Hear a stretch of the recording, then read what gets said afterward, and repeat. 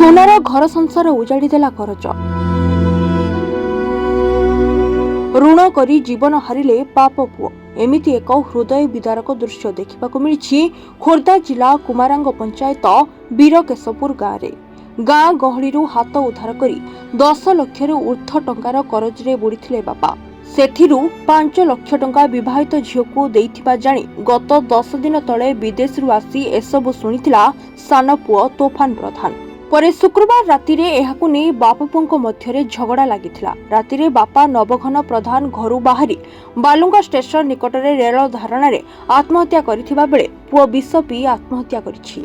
उभयंकर शव व्यवच्छेद परे गाँ मशाणी रे गोटिए जुई रे जळिले बाप ओ पुओ।